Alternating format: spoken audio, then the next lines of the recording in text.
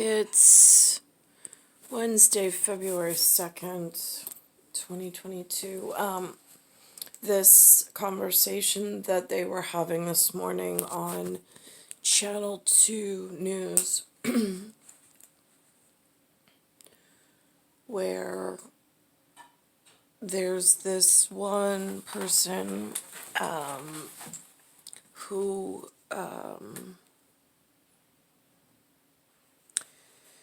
filed a lawsuit about a position he didn't receive. Now, I don't want to get stuck on the gentleman's name, gentleman's team.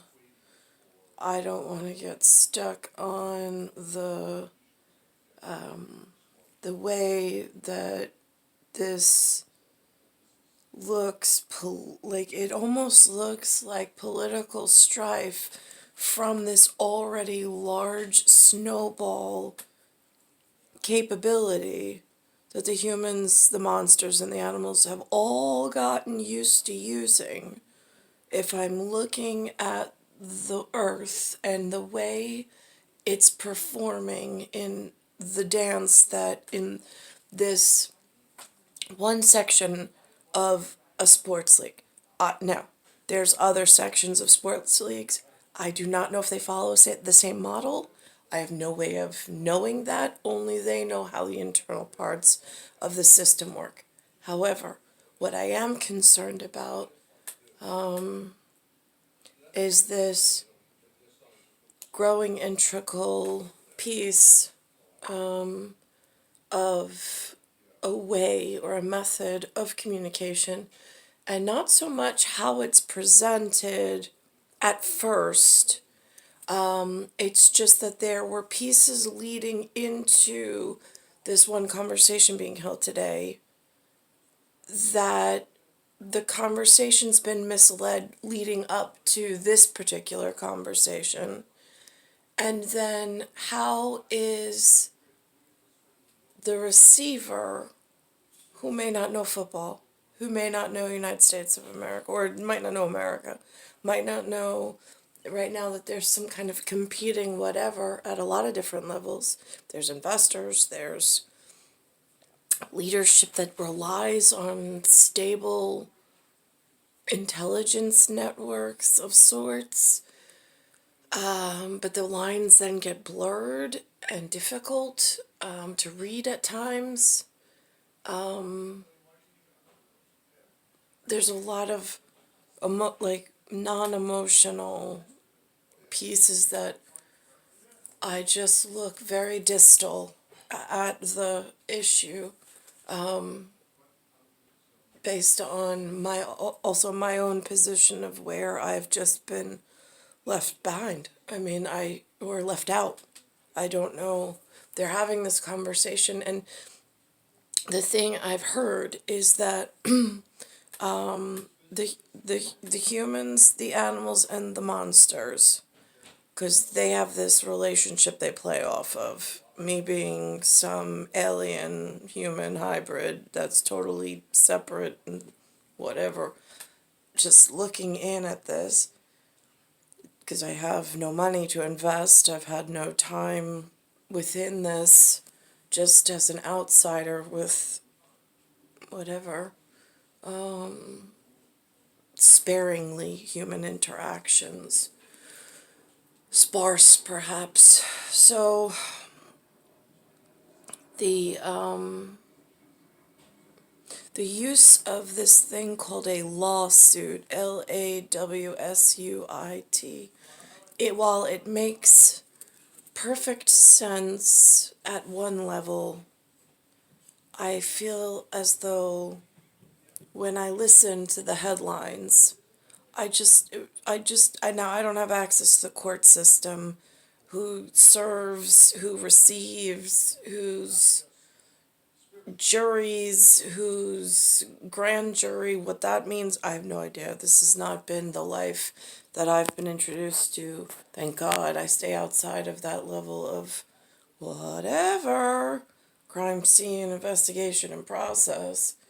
And so, but it seems like There are people that cling on to these campaign words that almost have already laid a track, and then they just keep breaking in that, like, almost piggy bank to stack results because it's worked before, so we're just going to keep going after it and trying to get as much money and waiting for people to mess up.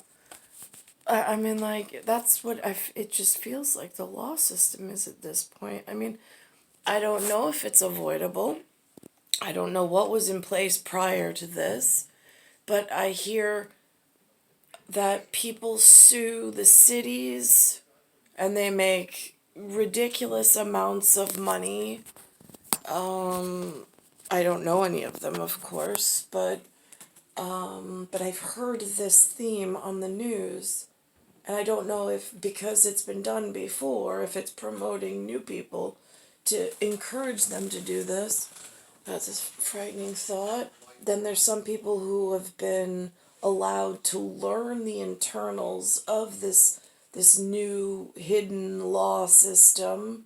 I mean, they go to Ivy League. There's a whole school dedicated just to these laws and lawyers, but the public has no anything about what these people are doing and what they've set up for themselves, almost like as an internal betting and gambling ring to raise funds to then do something else. I mean, it's disheartening. And then the what once was human with a purpose of, no, I want to get a law degree because I want to protect and defend the innocent, or I want to protect and defend my position in the world, and that whatever, it seems at times they get lost in this fight between themselves that nobody else even knows is going on. They become either defensive, they take action against innocent, whatever.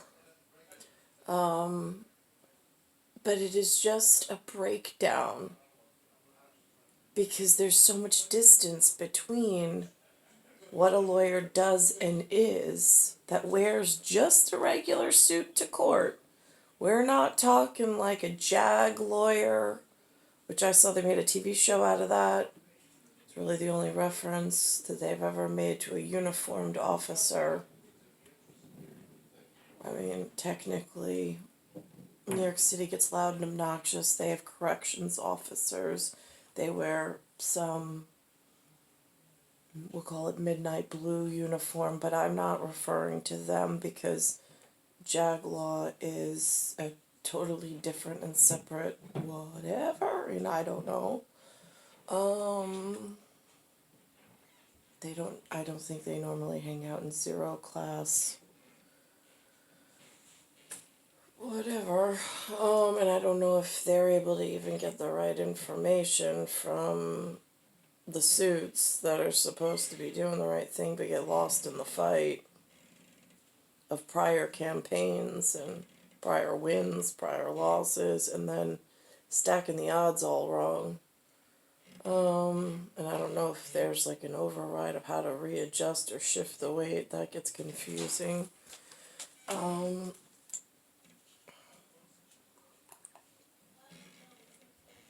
This discrimination case, again, at couch potato level, when you hear it, I mean, the first thing you think of is like, really? Like, this, I mean, he looks like for all intended purposes, looks like a nice guy on the TV. Like, he was given a nice life, he was given nice accommodations through the football gateway of sorts into this network, fame. Not that I know who he is, because I've never even heard of him, but I don't follow football. But I hear that they have nice lives, nice things. And then you think, now why would he want to turn and hurt his own gift. And then you sit back and you go, you know what? I don't know if there's some internal process. And you see like movies where they reference the angry villagers, like with pitchforks out. I don't hang out with habanero tempers or fuego tempers. I don't. I'm I'm thoroughly frightened of the little social interaction I've had in New York. I definitely don't go looking for the angry sort. But it's just you you never know. I mean, again, and how do you keep if you've been completely cut off and the family lost you by accident or has been trying to get to you but has other trap doors and things going into effect? I mean, at what point and how do you get back on track or back on path? I mean, if you're an alpha female in the back and you see one of the sled dogs on your team all wrapped up in the whatever and being dragged, I mean, when is it appropriate to bark? When is it not? I don't know. Again, there's no guidance. I don't know. It's confusing, but this is the front conversation that they talk about, which I don't know what the behind closed doors conversation is. But the interesting thing is that also for timing mechanics, and we already have a deficit in the system or break in the system. This lawsuit, they said, was filed today, but they knew 2 weeks ahead of time that he wasn't getting the job. And then so they're filing a lawsuit because 2 weeks ago they knew, and it's like,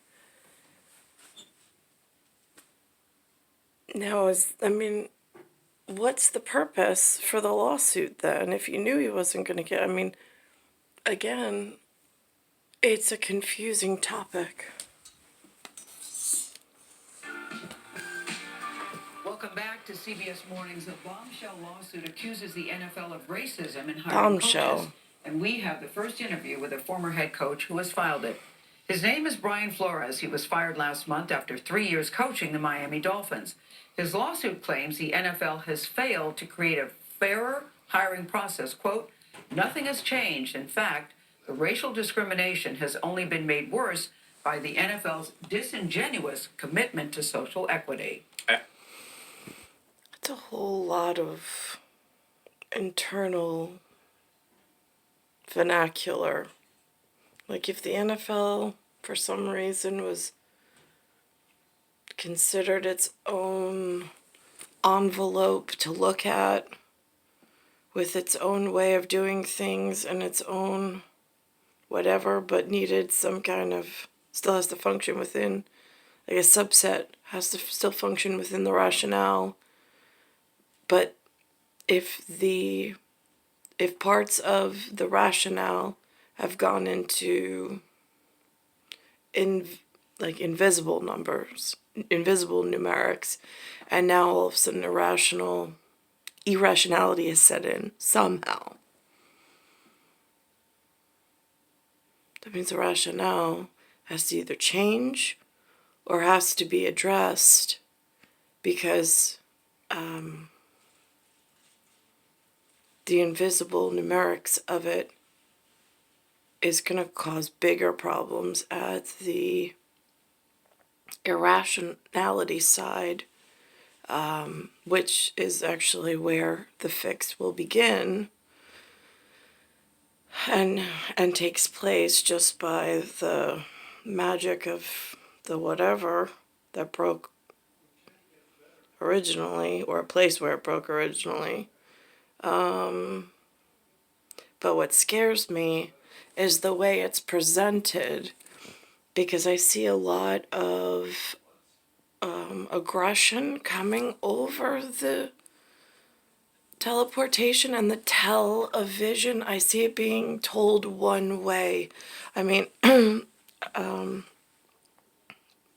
the Irish, my grandmother said, between the Catholics and the Protestants, like, they had the black sheep of the family, you know, like that was the drunks or the whatever, you know, but they talked about them like, you know, they're black, they're the black sheep of the family. But here in New York in this day and age, it's almost like you can't even use those words anymore, because this movement of anger has taken hold, and it's become almost like strictly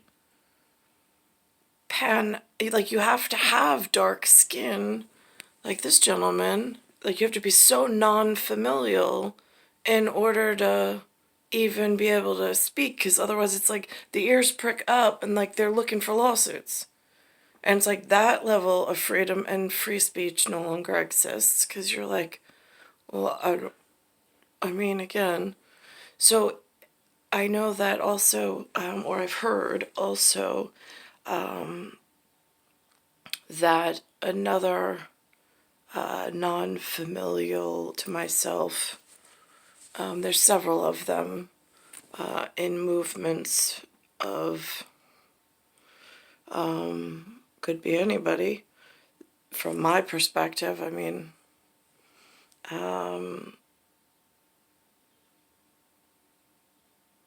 here's an example, and it gives me today. New Jersey Housewives. This woman, this character, Teresa, has this new boyfriend. Linda tells me, haven't seen it, don't watch it. This new boyfriend goes away, ends with a whole group of whatever, and something happens. And then somebody comes in and informs Teresa of what happened while they're away. I don't even have that level of communication with humans. Like, they have not even been that forthcoming or forthwith in actual information to help me along my journey, or to help me with a correction to get myself out of being victimized in a victimization position. They haven't even given me the hand up and the hand out to get me to where I need to be. They just took Mark King and let him back, but then took him away. I mean, it was like this cat and mouse game.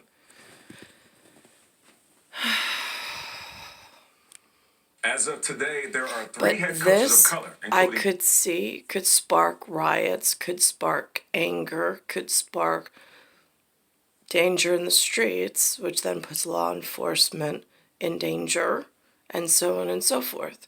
And today, in New York City, they're laying to rest the second officer that had gotten shot, and I saw that they actually allowed, or other police networks showed up to show their solidarity with the NYPD.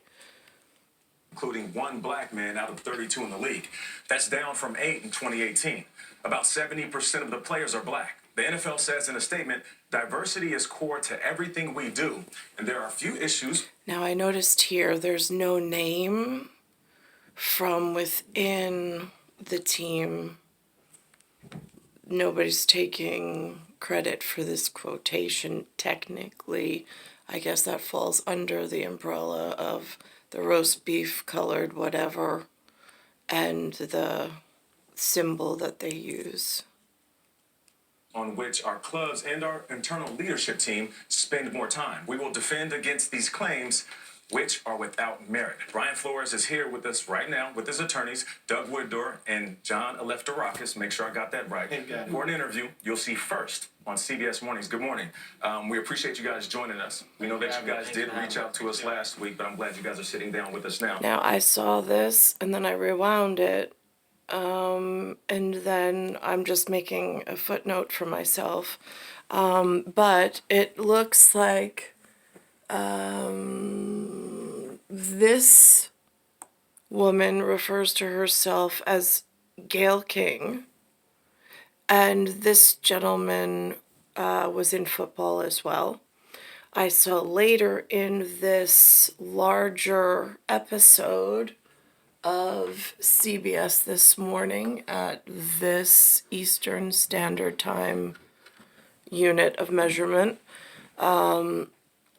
that one of the coach, Ron Rivera, mentions his relationship to a king that looked like this. I did not see a photo, he just mentioned the details. So I don't know if he is prejudicial to this arrangement and allowing such things to go on. And again, that these are just details of what was witnessed this morning in this, whatever this is. Now, Brian, I'll start with you. Last week, you interviewed for the head coaching job. What I don't understand, though, is how they get pre-judicial filing dates when the rest of, like, when someone like myself at Zero Class and at Couch Potato has no idea of what's coming next. We're at effect of all of the rationales that everybody's been given or using, totally misappropriated. For the New York Giants. What happened leading up to that interview? Before we get into that, I just want to say thank you to, I've received a lot of calls, emails, texts, messages in support of what's going on. It's been a tough 24 hours, I would say. So to everyone who's reached out, obviously family, and I just want to say thank you. Of course. I just want to say thank you. So last week, I interviewed for the Giants position. I was set to interview on Thursday, the Monday prior. Before I interviewed, I received a text message from Bill Belichick saying congratulations on the Giants, essentially congratulations on the Giants job. There was a little bit of back and forth. We have the text messages there on the screen. Yeah, there was some back and forth and some confusion because you haven't sat down with the Giants yet. I have not sat down with the Giants. There was some back and forth, and I asked him, "Is this you talking to the right Brian?" And as you've seen through the text messages, he was actually thought he was texting Brian Daboll, who they ended up hiring. Yes, sir. So at that point, how did that make you feel, knowing that you were walking into an interview where a decision might have already been made? It was a range of emotions: humiliation, disbelief, anger. I've worked so hard to get to where I am in football, to become a head coach. Put 18 years in this league, and it was to go on what was going to be what felt like, or what was a sham interview. I was hurt. And, but you went knowing that you probably weren't going to get it. I did. Why did you continue to go? I think there's still hope. Maybe it's call it the audacity of hope. I was, I have a belief that there's good in people. I just do. We knew he wasn't getting that job. On the day before that Giants interview, we reached out to you, CBS, to all of you, to start talking about doing this interview today, because we knew he wasn't getting the job. We knew it was a setup. We knew they were just trying to comply with the Rooney Rule. I have no idea what a Rooney Rule is. I have no idea why they make these rules if there's something larger in concern going on that needs to be done. I do not understand why there are rules that make more arguments or more internal upset. I mean, it becomes confusing, especially when some people have had access to this particular docket weeks ahead of time. I mean, this is breaking news for me. But also, it was breaking news for me the night that I was led into we'll call it Halloween, the bar over in Long Island, and then I get stuck with a needle as I'm speaking to some girl. I'm sorry, some girl. Her last name was Torres. We started drafting the complaint, and here we are. The Giants say they're pleased and confident in the hiring process. I get the sense from the lawsuit from you right now that you had a feeling like, here we go again. This wasn't the first time you felt discriminated against in the league. Is that true? Yeah.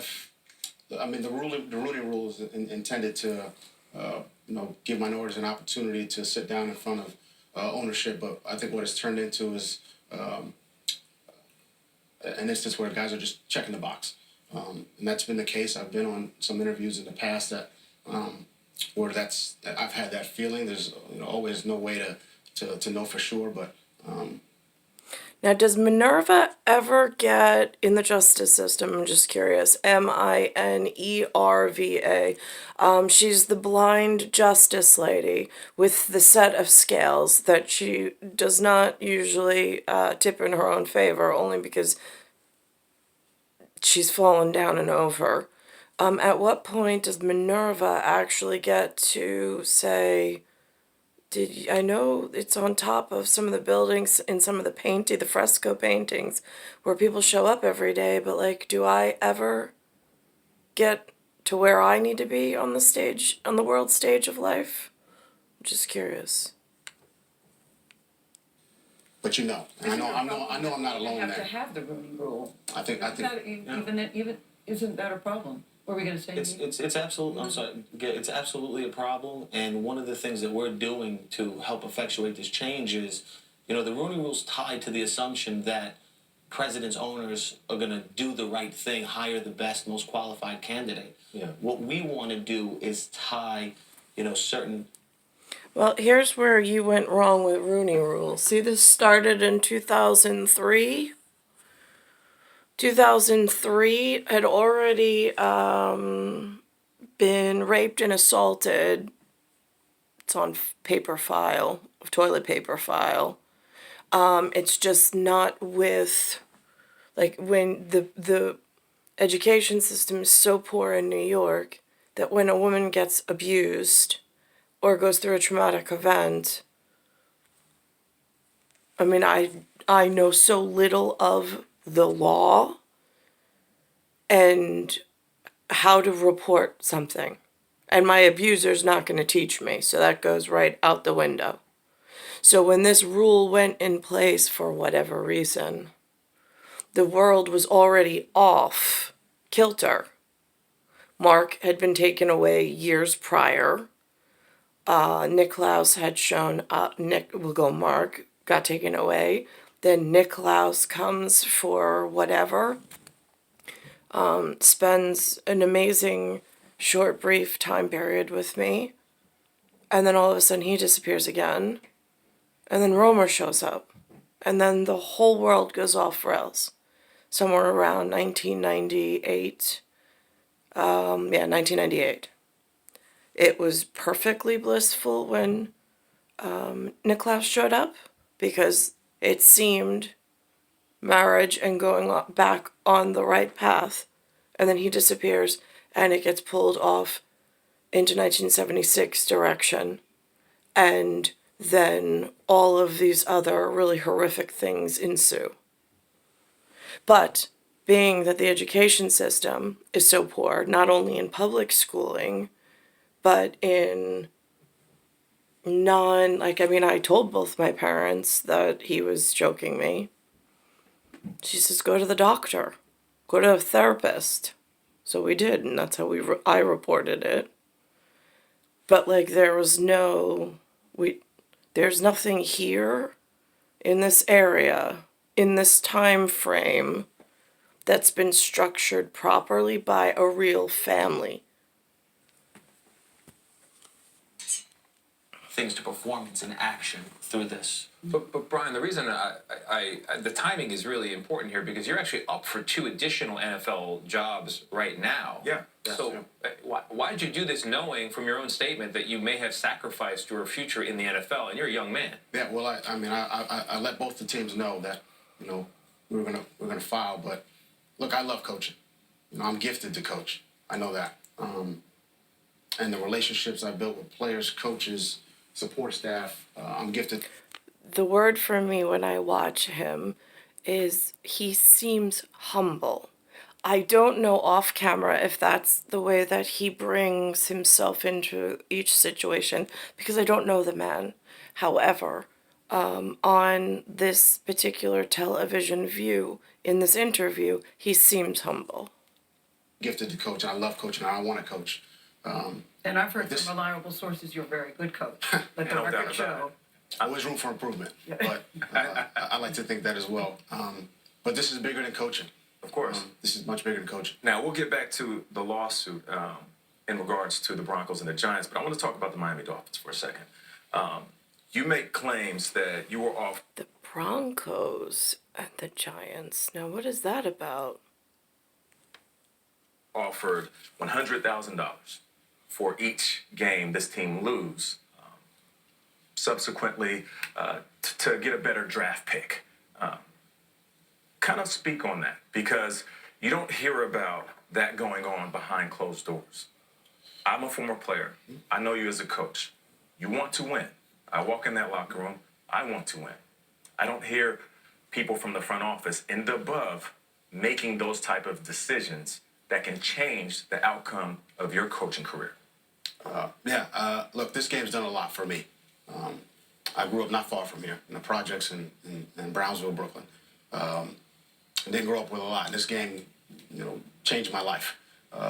So to attack the integrity of the game, that's what I felt was happening in that instance, and I wouldn't stand for it. And that was Dolphins owner Stephen Ross. Yes. So. And you think it hurt your career? I think it hurt my standing within the organization, and ultimately was the reason why I was let go. Now, as a couch potato, when they speak of the game, I'm assuming that when they show up in their whatever and they run around with the football, I'm assuming that's the game they're talking about.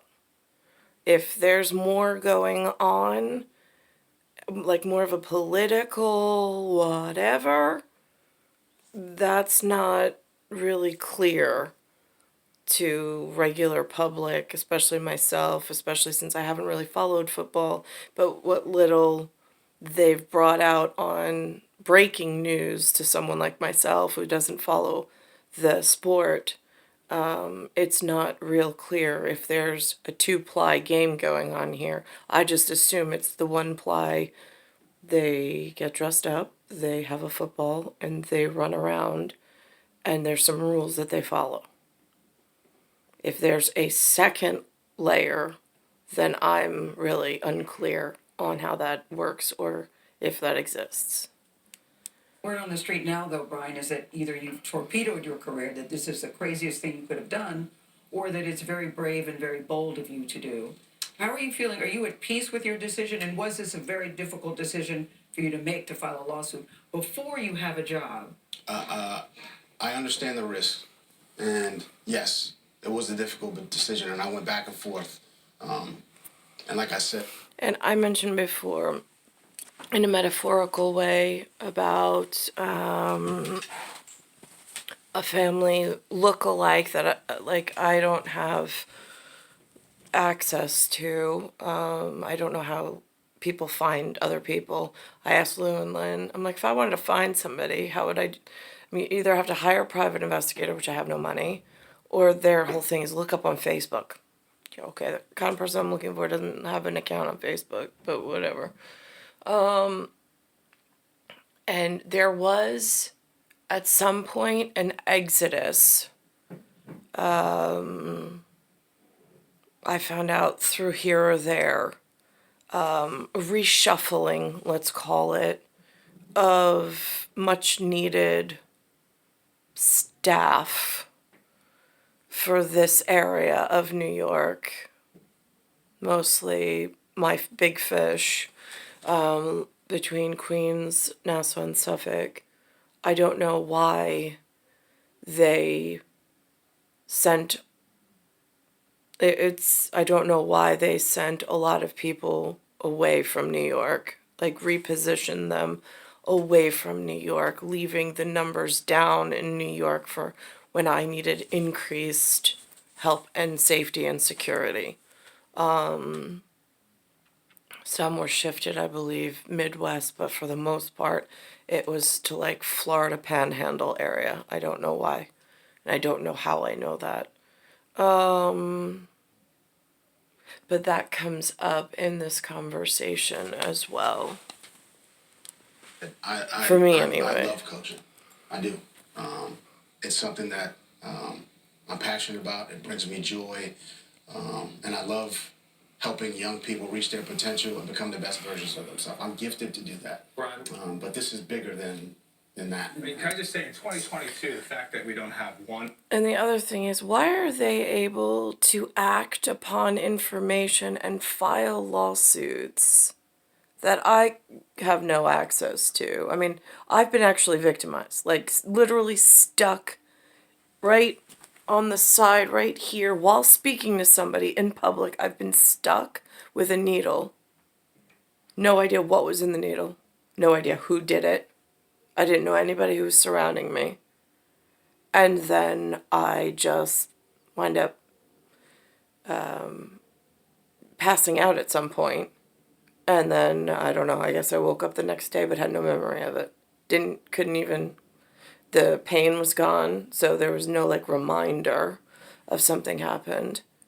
And that's a really dangerous key fact in my whole whatever, is that things like this have happened. This one I'm finally able to remember and speak of. But there's some things that don't always come back because there's some form of dysphoric programming going on. Not necessarily this type of programming. I'm talking about interference with like advanced X-ray technology where it interferes with the brainwave function through high power magnets and other things that I've also been subjected to, not because I asked for it, just because things like this go on that start arguments about the most ridiculous things, and then anger builds up. And this is just one example, but this is just a theoretical and a rationale that has been seen time and time again in multiple area crime. One black owner. We only have one black head coach. That's what I actually want to talk about. Really, Brian needs to be applauded for stepping forward to be. If you only have one, then why is it so hard to keep one line of communication so excess arguments don't break out? You have focus, don't really you? Contested. It's been talked about. Well, you've heard the statement. But now he has stepped forward to challenge it. You've heard the statement from the NFL, and the statement, diversity is core to everything we do. There are a few issues on which our clubs and our internal teams spend more time on. Yeah, they've acknowledged their problems. The executives there have acknowledged their problems. Now the PR team is trying to spin something.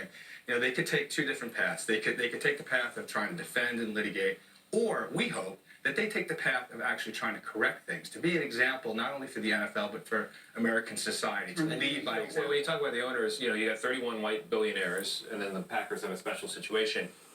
And litigate. Now, is that where they bring light to something in the public that was perhaps classified at one time? But again, that goes back to money-making schematics with allowing certain results and blocking others, which again, when the world is off kilter, the investigatory process of what needs to be done, if it's not being directed in the correct manner, because too much advanced whatever is being known by this growing, concerning, quiet mob of some sort, that's a problem. 70% of the players are black. There's a power dynamic that's visible there. Yeah. In the lawsuit, there's this explosive line that the NFL is managed much like a plantation. That's a direct quote. Why did you decide to settle on that metaphor? Uh, Can I I just think I think look, we didn't hit we didn't have to file a lawsuit for the world to know that there's a problem from a hiring standpoint in regards to minority coaches in the National Football League. The numbers speak for themselves. Right. We filed the lawsuit so that we could create some change, and that's important to me. I think we're at a fork in the road right now. You know, we're either going to keep it the way it is, or we're going to go in another direction and actually make some real change where we're actually changing the hearts and minds of those who make decisions. Okay, this conversation at this table, by the way, comes after the United States of America Commander-in-Chief position inside the White House was completely bamboozled and broke into by a non-familial member, a non-resident of North America. As according to the faces on our monetary system, which have a profile look of what is familial to the White House, is what's on one of those existing founding fathers or family members, as is the Mount Rushmore, like set in stone. So this way, there is one anchor of reality. Should anyone get lost in an argument, it needs to be addressed back to realigning and center positioning, because sometimes it gets pulled off into emotion, and emotion at this point, with the results being stacked in some kind of movement and favor that actually looks like an insurgency and planned attack on North America, but it's not how they discuss it, and it's not how in action they've been moving. They've been moving quietly in friendly looking front operations to hide the arguing and repositioning in the back end, while the rest of us are, I mean, for myself, I stand by myself at this point with Lynn and Lou, who know nothing, only what's breaking news on this television, and To hire head coaches, executives, etc. And that's where we got to get to. We got to change hearts. Brian, I heard someone say, but don't companies or clubs have the right to hire the person they think is the best qualified for the job, or the person they feel is right for the job? Whatever race they are. Whatever race they are, yes. They do, you know, and that's very reasonable to me. But at the same time, there are I know a lot of very capable coaches, executives, minorities, coaches, executives who are minorities, and in a lot of cases are as qualified, more qualified, and quite frankly better than their white counterparts. I feel like this is a South African or an African continent fight that has now infected North America's multimedia, and that's a problem. Counterparts. Yeah, but the difference not here, given the though, is that opportunity. They're not given an equal opportunity. Exactly. And, you know, when we talk about this fork in the road that the NFL has, and Gail, you talked about the statement that they released, denying and saying that they're going to defend. What was absent from their response to the 60-page complaint with serious allegations from a decorated head coach. He looks, by the way, like somebody who dressed up in a NYPD uniform and took me in handcuffs out of here. Can't remember if that was the time that they transported me to the local hospital where a group of dark-skinned African or Latin American individuals held me captive in a quiet room and stuck me with, again, another needle, knocked me out, and when I woke up, I was naked in the middle of the hospital administration area. He looks awfully familiar to that, or the time that they took me off to prison without any just cause or without any warrants or without any explanation as to why. Which is, how about we'll investigate? We're troubled by this. We'll look into it. Immediate, no denial, Disregard. and disregard and defend. Yeah. I mean,